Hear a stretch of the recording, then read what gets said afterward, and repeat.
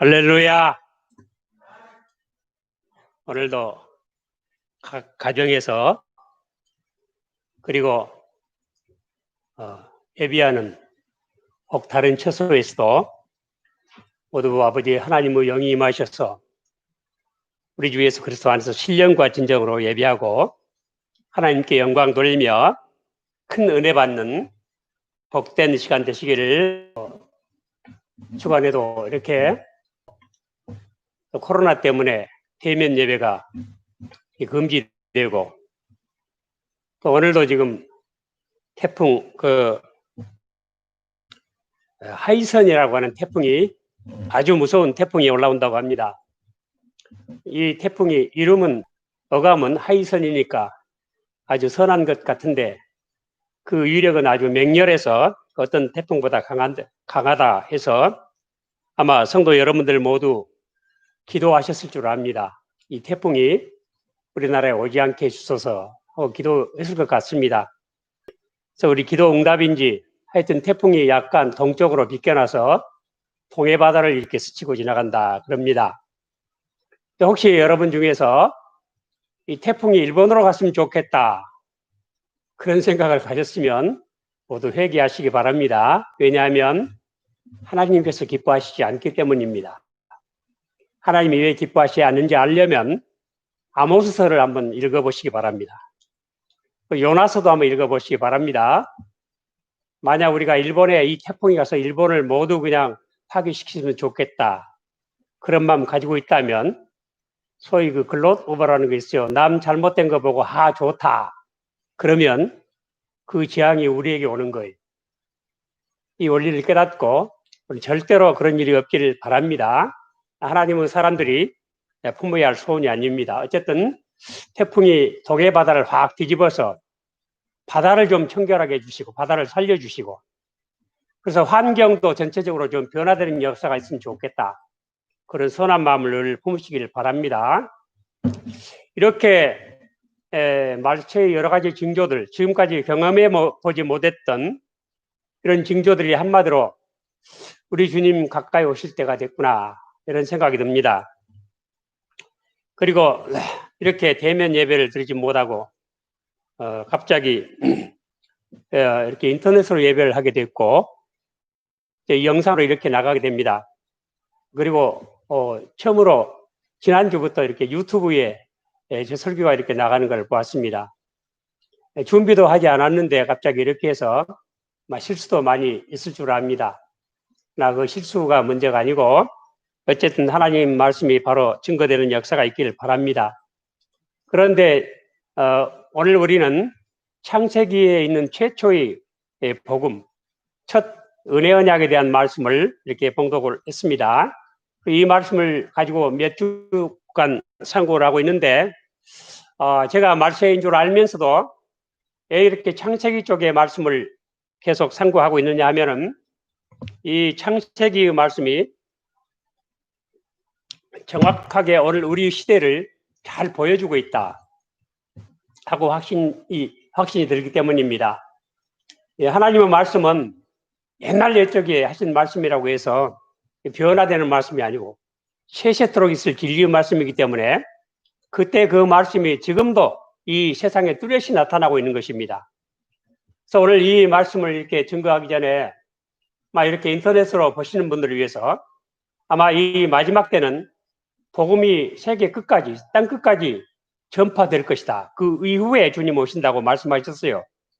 복음이 땅 끝까지 전파되기 위해서는 어쩌면 말입니다, 하나님께서 이런 방법으로 복음이 땅 끝까지 전파되게 하실지도 몰라요. 그런 생각이 들어요.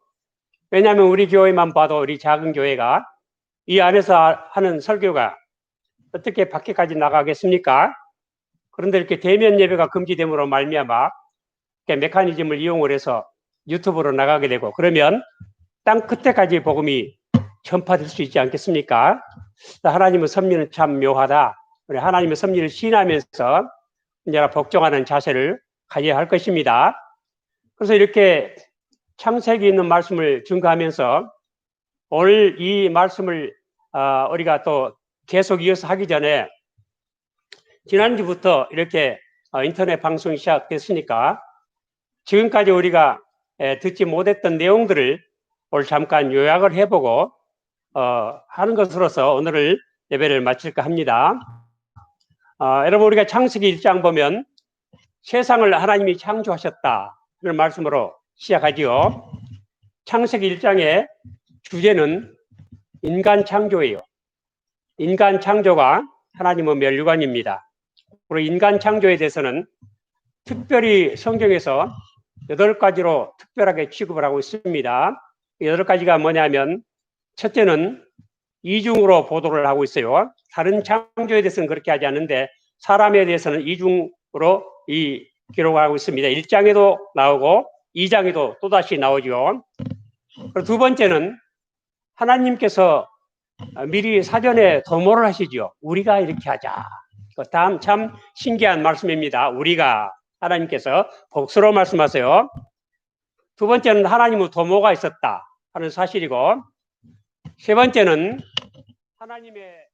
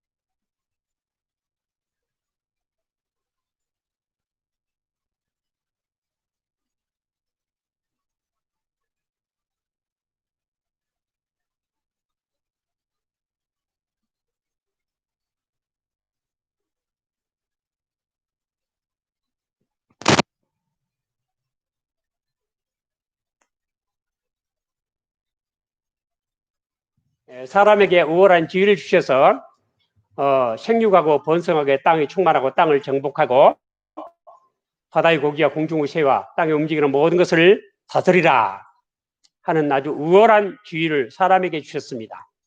그래서 우리 창세기 1장의 주제는 우리 창조의 멸류관은 사람이다 하는 것이고, 2장은 이제 역사의 시작을 말씀하고 있습니다. 이제 결혼이 있고 거기에 이제 사람이 사회생활, 공동생활이 시작되죠. 이 역사가 시작되는 것입니다. 그리고 하나님께서 선악과를 먹지 말라. 하나님께서 두 가지 명령을 주셨죠. 하나는 이 땅을 정복하고 다스리는 것이고, 또 모든 과일을 임으로 다 먹지만은, 두 번째는 선악과는 절대로 먹지 말아라 하는 것입니다. 이것은 무엇을 의미하느냐 하면, 우리 땅을 지배하고 정복하라, 다스리라 하는 것은 땅과 관계된 명령이고, 선악과를 먹지 말라 하는 것은 하나님과 관계되는 그런 명령인 것입니다. 그래서 사람이 땅을 제대로 지배하려면 먼저 하나님과의 관계가 바로 돼야만 땅도 바로 제대로 지배할 수가 있는 것입니다. 지금 우리 세상이 어지럽고 대재앙이 오고, 지금 저 북극이나 남극에 눈이 다 얼음이 녹아버리고 지금 하는 것도 사람이 하나님과의 관계가 잘못되었기 때문에 일어나는 현상이다, 이렇게 볼 수가 있습니다. 그렇기 때문에 창세기에 나온 이 말씀들이 오늘 우리 이 삶을 우리가 그대로 체험을 하고 있는 것이고, 이 말씀이 오늘 해석을 하고 있습니다. 그래서 우리는 옛날 옛적에 캐캐 먹은 말씀을 상고하는 것이 아니고, 바로 내일 아침 신문처럼 잉크 냄새에 물씬 나는 새로운 말씀을 우리가 다루고 있다, 이렇게 생각을 하시길 바랍니다. 그런데 뱀을 이용한 사탄의 유혹에 빠져서 하와가 선악과를 먹고 말지요. 선악과를 먹었다. 과일 하나 먹은 게 뭐 그리 대단한 것입니까? 하나님이 그렇게 마음이 옹졸하셔서 과일 하나 먹었다고 벌을 내리되 죽음의 벌, 그것도 영원한 죽음의 벌을 내시겠습니까? 그것은 그렇지 않습니다. 선악과를 먹었다는 이 의미 속에는 하나님의 모든 명령, 모든 법을 다 어기는 것이고, 더 나아가서 사람이 하나님 노릇하겠다 하는 의미가 들어 있습니다. 그래서 우리 예수님이 그 낮아신 신분으로 오셨죠. 그 낮아신 신분이 첫째는 그 성육신이고, 둘째는 율법 아래 복종하심이에요. 율법 아래 복종하심. 그리고 셋째는 그 고난당하심, 넷째는 죽음, 다섯째는 장사되심. 이렇게 다섯 가지를 말하는데, 율법 아래 복종하심, 이 뜻은 우리 예수님은 하나님이시기 때문에 율법을 주신 분이기 때문에 율법 아래 계신 분이 아니에요. 율법의 저촉을 받지를 않아요. 예를 들어서 다윗이 우리아의 아내를 뺏고 우리아를 죽게 했으면서도 내가 하나님께만 죄를 지었다, 주께만 범죄하였다 하고 말하는 것은 나는 면책 특권이 있다, 그런 얘기예요. 왕이니까. 그런데 이렇게 우리 사람이 선악과를 먹음으로 하나님의 자리에 스스로 올라갔다. 선과 악은 내가 결정을 하고, 내가 좋으면 선이고 내가 나쁘면 악이다, 이제 그렇게 하는 거예요. 지금 세상이 꼭 그렇지 않아요? 다 내가 좀 선이고 내 싫은 건 다 악이라고 지금 하고 있잖아요. 그래서 이 세상의 죄악된 이 세상의 모습을 설명하는 것, 가장 확실한 설명은 사람이 선악과를 먹었다는 것이고, 또 더군다나 이 선과 악의 자신을 초월한 존재로 그렇게 만드는 사람이, 그래서 내가 지은 악은 악이 아니다, 이렇게 되는 거예요. 그래서 나온 말이 내로남불이죠. 지금 꼭 그렇게 돼 있어요. 뭐 정치인이 국회의원들 하는 것도 다 보면 그거 다른 거 아니에요. 뭐 여당 야당 서로 집권 세력이 다르지만 자기들이 집권할 때도 또 그렇게 했는데 남이 할 때 보니까 그건 아직도 또 이렇게 반대하고 태클을 걸지요. 그 태클 거는 게 하나님의 최초의 명령, 이 최초의 행위 언약이라고 우리가 하는데, 창세기 2장 17절, 이 선악과 먹지 말아라, 선과 악을 아는 열매 나무는 먹지 말아라, 먹는 날 정령 죽을 것이다. 바로 그 말씀이에요. 그때 이 하나님의 첫 마디 말씀부터 이 사탄이 와서 태클을 걸었죠. 지금도 계속 태클을 걸고 있고, 이 세상은 지금 태클이 꽉 가득 차 있어요. 지금도 누가 정치라고 누가 권력을 잡아도, 정권을 잡아도 이 태클은 끝이 없을 것입니다. 왜냐하면 다 선악과 때문이다, 이 말씀. 그렇기 때문에 이런 하나님 말씀의 원리를 보면 세상이 환히 보이지 않아요? 이 성경은 그래서 이 세상을 해석을 하고 있고, 옛날 옛적에 태초의 창세기 나온 이 말씀이 오늘을 이 해석을 하고 있단 말씀이에요. 그래서 우리가 이 말씀을 뭐라고 하느냐? 그걸 진리라고 말씀하는 것입니다. 그래서 이렇게 하나님 스스로 하나님 노릇을 하려고 하는 거예요. 이와 같은 죄를 지은 우리 인생들은 그날 당장 죽으리라 말씀하셨습니다. 그날 죽지 않았죠. 그날 죽지 않았는데도 또 성경적으로 따져서 보자면 그날 죽었다고도 할 수 있어요. 왜냐하면 베드로후서 3장에 보면 주께는 하루가 뭐 같고 1000년 같고 1000년이 하루 같다 그러셨잖아요.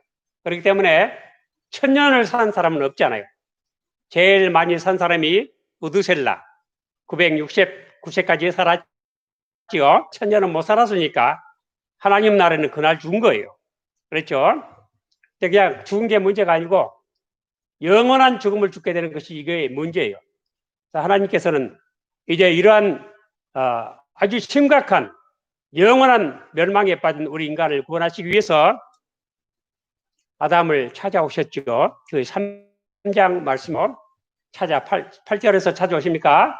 이렇게 아담을 부르시면서 내가 어디 있느냐 하고 찾아오십니다. 근데 그 하나님 이렇게 찾아오실 때 8절에 보면은 날이 서늘할 때, 그들이 날이 서늘할 때 이 말씀이 나왔어요.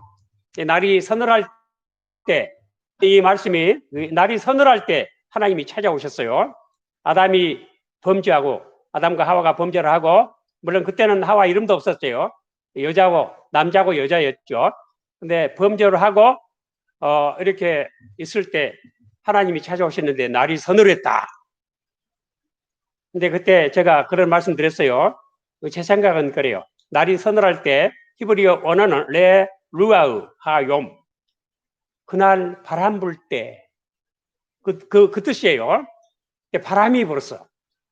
이 바람이란 말씀이 루아우가 성령도 루아우라고 해요. 바람을 루아우라고도 하죠. 입김 호흡이다 루아우, 바람이고 성령이에요. 그러니까 성령께서 역사를 하셨다. 그러니까 범죄한 사람이 하나님이 오시는데 멀쩡할 리가 없잖아요. 몸이 서늘한 게 아니고 간담이 서늘했을 것이다. 그렇게 느낌이 안 들어요? 당연히 그랬을 거예요. 이제 영원히 죽을 수밖에 없는 죄를 짓고 있는데 심판 주고 오시는 거니. 그시니까 얼마나 간담이 서늘했겠어요. 그런 느낌을 가지죠. 그러나 그때 그렇게 함으로 사실은 성령이 역사하셔서 아담 속에 변화를 일으키신 것입니다. 그래서 하나님이 소리를 듣고 아담이 내가 두려워서 벗었으므로 두려워하여 숨었나이다 하고 자기 모습을 하나님 앞에 고백을 합니다. 이게 뭐죠? 그러니까 하나님의 소리를 듣고 아담은 내 모습을 깨달아 알았다, 알게 됐다, 이거예요. 우리 하나님의 소리를 들을 때 바로 나를 알게 되는 것입니다. 우리가 하나님을 알 때 나를 아는 것입니다. 하나님을 모르면 나를 모릅니다. 여러분, 이사야가 말도 잘하고 언변도 좋은 훌륭한 아름다운 청년인데, 그래서 모든 사람들이 이사야를 존경하고 했겠죠. 이사야가 하나님을 딱 뵀을 때 화로다 나의 망하게 되었도다. 나는 입술이 부정한 백성이요 입술이 부정한 백성 중에 거하거늘 만군의 여호와이신 왕을 배웠습니다. 그러니까 이사야가 하나님을 배울 때 내 본 모습을 딱 보게 되는 거예요. 그러니까 하나님을 아는 사람, 하나님을 알았다고 하는 것은 무엇을 의미하느냐? 곧 나를 알게 됐다 하는 거예요. 우리가 하나님을 알았다 하면서 나를 모르는 사람은 하나님을 모르는 사람이에요. 그 때문에 정말로 하나님을 아는 사람은 겸손할 수밖에 없고 내가 죽을 수밖에 없는 죄인이다 하는 것을 당장 느낄 수밖에 없습니다. 그러니까 아담이 그것을 느꼈다고 볼 수가 있어요. 그래서 아담이 자기 모습을 있는 그대로 고백을 합니다. 내가 이렇게 벗었으므로 두려워하여 숨었나이다. 하나님의 소리를 들을 때 그렇습니다. 여러분들 우리가 하나님의 소리를 들을 때, 성경을 읽을 때, 하나님 말씀을 들을 때 하나님을 암과 동시에 누굴 알아야 되겠습니까? 바로 내 자신을 알아야 합니다. 그래야 회개를 합니다. 고백을 합니다. 그럴 때 변화가 일어납니다. 이것이 은혜를 받는 것입니다. 그래서 하나님께서 이 아담을 이렇게 부르시고 이제 심판을 선고하시면서 이 15절 말씀을 주셨는데 이 15절 말씀은 아담과 하와에게 주신 말씀이 아니고 뱀에게 하신 말씀이에요.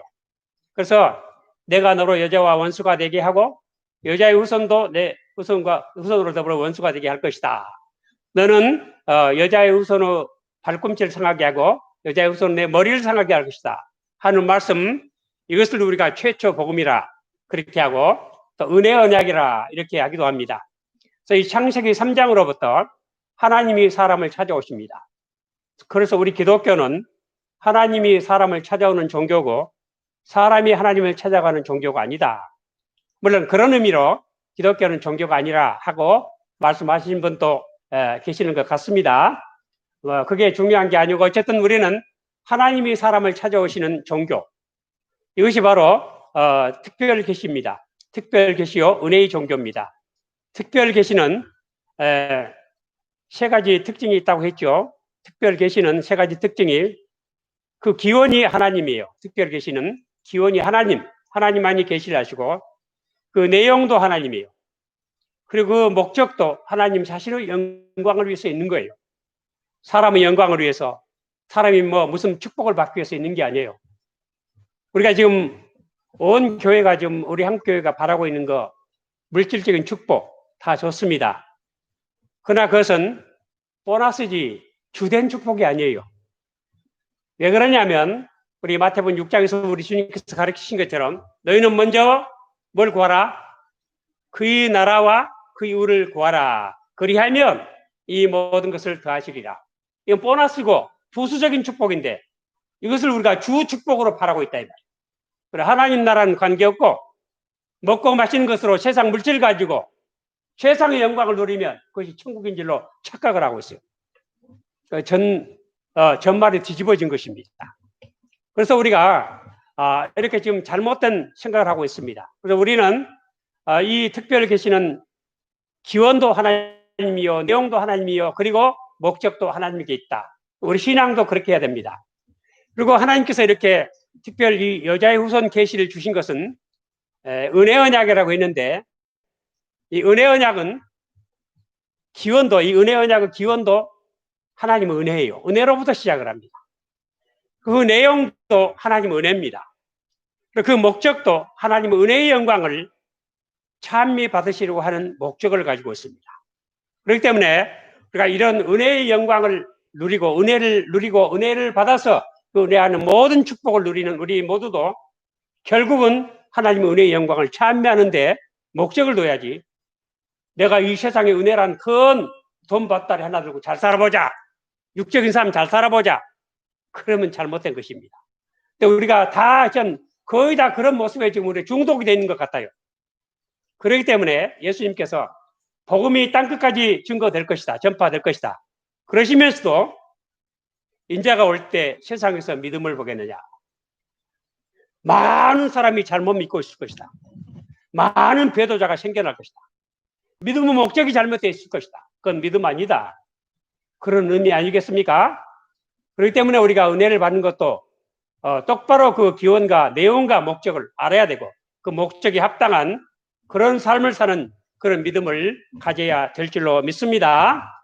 그런데 이렇게 하나님의 특별 계시를 하시는 방편이 세 가지가 있다고 했는데 첫째는 신연, 하나님의 나타나심, 신연, 데오파니라는 것이고 두 번째는 예언이고 세 번째는 이적이라고 했습니다.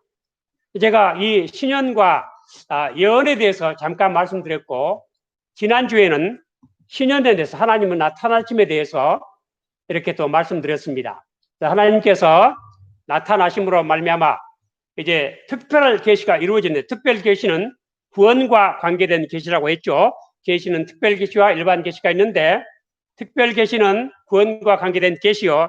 하나님께서 특별 계시를 하시는 방법은 세 가지. 즉 신연과 하나님 나타나심과 두 번째 예언과 세 번째 이적이라 했습니다. 그 신연 하나님의 나타나심에 대해서 이 여자의 후손이라고 하는 이 말씀은 하나님 나타나심 자체를 의미하는 거예요. 아주 신비롭게 짝여오는 말씀이에요. 하나님께서는 언제나 성부께서는 성자, 이 여자의 후손이 성자지요. 그리스도고 성자를 통해서 자기를 나타내십니다. 창조도 그렇게 하셨고 재창조, 구속도 그렇게 하십니다.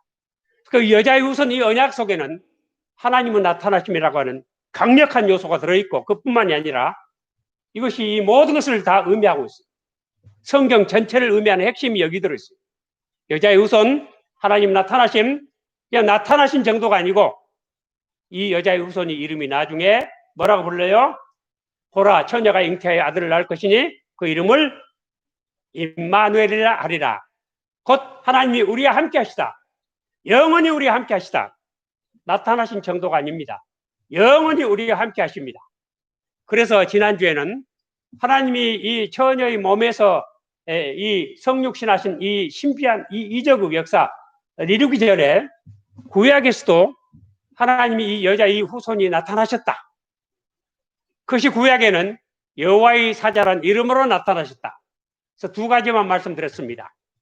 그 두 가지가 뭐냐면 첫째는 아브라함의 여종, 이스마엘을 잉태한 여종이 자기가 잉태함을 깨닫고 자기 여주 사례를 멸시하다가 쫓겨나서 광야 셈 곁에서 울고 있을 때 여호와의 사자가 나타나서 위로하시고 다시 집으로 돌아가서 여주에게 돌아가 복종하라 하는 말씀 주시면서 내가 날 아들이 큰 민족을 이룰 것이다 하고 위로해 주셨죠.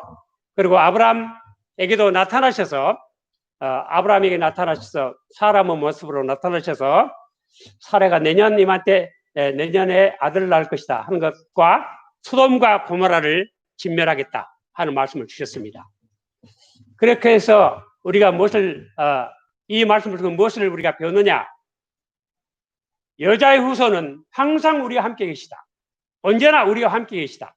어려울 때, 슬플 때, 우리가 멸시당할 때, 우리가 울고 있을 때, 고난당할 때 언제나 함께 하시는 분이시다.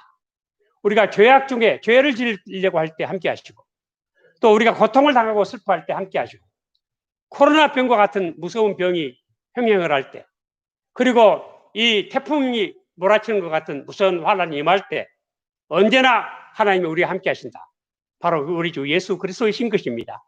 그래서 우리 기독교는 바로 이 그리스도 여자의 후손의 종교입니다. 그래서 이 여자의 후손을 떠나면 기독교가 없습니다. 여자의 후손 아내가 있습니다. 그 안에 모든 것이 다 있습니다. 우리는 항상 이 여자의 후손과 함께 살아갑니다. 이 여자의 후손이 떠나면 우리는 구원도 없고 생명도 없고 하늘나라도 없습니다. 우리 이 여자의 후손은 성경 전체의 아주 핵심 요소입니다. 그리고 우리는 여자의 후손 속에서 살아갑니다. 이것을 오늘 우리도 믿으시고 오늘 여기까지만 합니다. 세상이 아무리 어려워도 여자의 후손 대신 오신 그분은 나와 함께 계시다. 나의 모든 환난 중에 함께 계시고 위로해 주시고 나를 구원해 주시고 내게 소망을 주신다 하는 거 기억하시고 우리 여자의 후손에 대한 이 언약의 말씀을 믿음으로 우리도 또한 구원받는 귀한 역사 이루시기를 오늘 주님 이름으로 축원을 드립니다.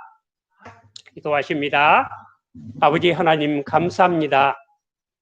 아버지 하나님 이렇게 유사 이전에 그 오래된 그 말씀들을 성경에 기록해 주시고 그 오래된 그 말씀들이 어쩌면 이렇게 오늘날을 이렇게 환히 햇빛같이 밝혀서 깨닫게 하여 주시나이까. 우리 모습을 보게 하시고 세상을 보게 해주시고 아버지 악과 선을 보게 하시고 사탄의 세계와 하나님의 세계를 보게 해주시고 하나님의 섭리의 손길을 깨닫게 하여 주시나이다. 이와 같은 깊은 진리 가운데서 우리가 바른 믿음 가지고 이 마지막 때 이 믿음을 바로 지켜서 우리 주님 만나 뵙는 바로 그날까지 이 믿음의 승리자로 살게 하여 주시옵소서. 영광을 아버지께 돌려오며 우리 구주 예수 그리스도의 거룩하신 이름 받들고 감사하며 기도드립니다. 아멘.